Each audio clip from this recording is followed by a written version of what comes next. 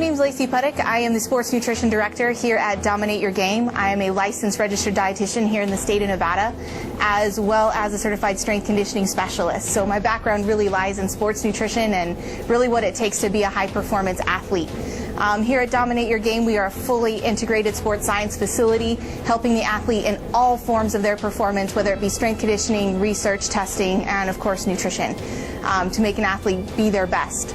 So with that, I'm going to kind of talk a little bit about what the basics of nutrition are for a fighter, or someone who maybe want to be getting into MMA and performance sports such as that, and really what it takes. Unfortunately, there's a lot of really bad nutrition information out there, especially if you go out and Google search, nutrition. You're going to get a plethora of things that are just not true and probably are going to hinder performance more than help.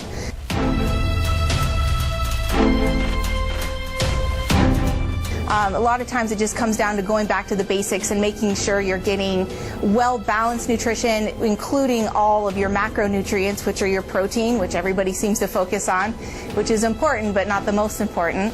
Carbohydrates. Carbohydrates are not evil, contrary to popular belief. They are your fuel, they're your gas in your gas tank.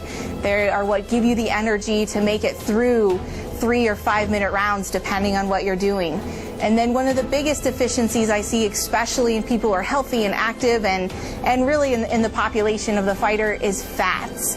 Most people that are in this industry do not consume enough healthy fats, and they are essential for cell reproduction, and the big one is hormone production.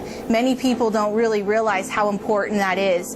And if you're a young male fighter, man, you don't want to get rid of that hormone production, because that's what's going to make you heal and be better at what you do. So making sure you're getting healthy fats in the form of peanut butter and nuts and even an egg yolk here and there, totally not going to be bad for you.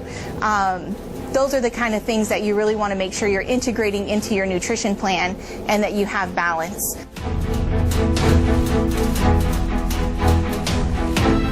Let's go back to carbohydrates for a second. So carbohydrates come in two forms. You can get your simple carbohydrates.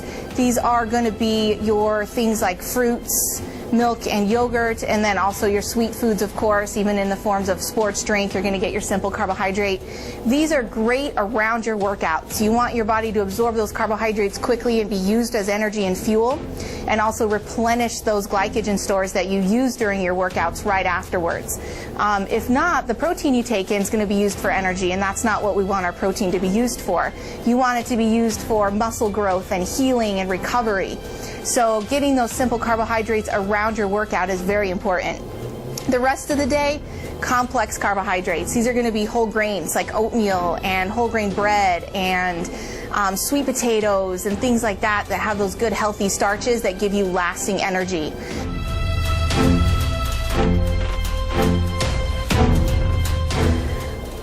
All right, let's talk healthy fats. One of the most important ones is omega-3 fatty acids, the ones found in your good fish. Now, for you non-fish people out there, you may want to reconsider and find other ways to make it, because those fish oils are so important to our cells and then also recovery. They've recently found that omega-3 fatty acids actually help with recovery and joint inflammation. So it reduces joint pain, and as an athlete, you kind of know what that's going to do. That's going to help your performance when you have decreased joint pain. It also helps with cholesterol levels and brain function, neurological function, and so many other things.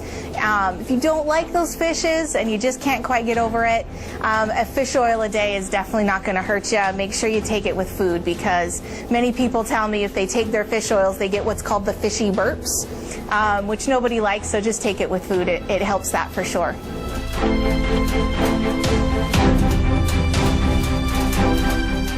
Also, too, by incorporating those good starches and fruits and vegetables, you're also going to be meeting your micronutrients, which are your vitamins and minerals. Vitamins and minerals are what allow your cells to reproduce, allow energy to be produced, and overall general function of the body relies heavily on vitamins and minerals. So by eating those wide variety of foods, you're going to make sure you're getting those vitamins and minerals in.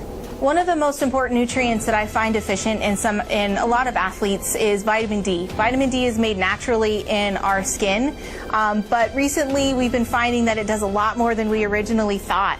Vitamin D is found in dairy foods. They fortify those with that usually, and many people don't get enough sunshine. For some reason, we don't get outside quite as much as we used to. Vitamin D is something you should actually have tested by your physician when you get a chance. And if you are short on vitamin D, great things to include is a glass of milk here and there, maybe some yogurt, or even fortified orange juice now that you can get with vitamin D included. Many times you can also get your doctor to prescribe something as well.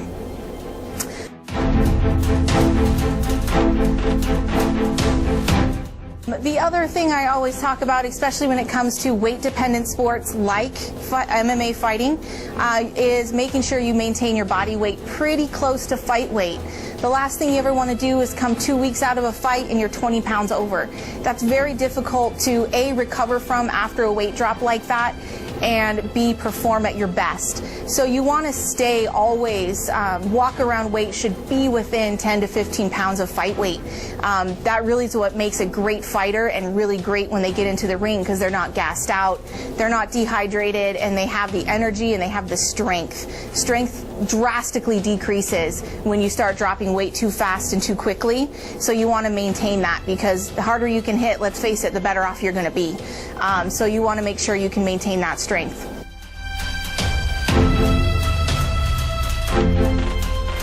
One of the things I always do with my fighters is test their body fat at least about 8 weeks out from their fight. I use what's called a lane caliper. Lane calipers are what is used in research, so they're one of the most accurate when measuring pinch percentages and pinch measurements. So what I do is go to the athlete and I actually measure the pinch site, which gives me a millimeter of body fat. This millimeter of body fat then I can compare to 2 weeks down the road, 3 weeks down the road, and make comparisons as to where they're losing body fat or where they might be stuck a little bit. I take these sites from their tricep, from their back, from their hip, a multitude of sites throughout the body, usually about 7 to 8 different ones, to get a good body fat percentage as well as pinch sites.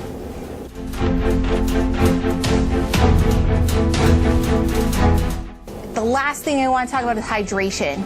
So many people kind of forget this piece and they kind of use dehydration as their method of making weight. It works for a very short period of time, and if it's just a small amount of weight to be lost, but dehydration can be very dangerous. It can lead to overtraining as well as a number of other health issues and health concerns. So you always want to stay well hydrated. In our climate here in Las Vegas, I tell all my guys it's a gallon of water a day just to stay hydrated, and in those heavy training days or you're training somewhere where it's hotter, you may have to drink a little more.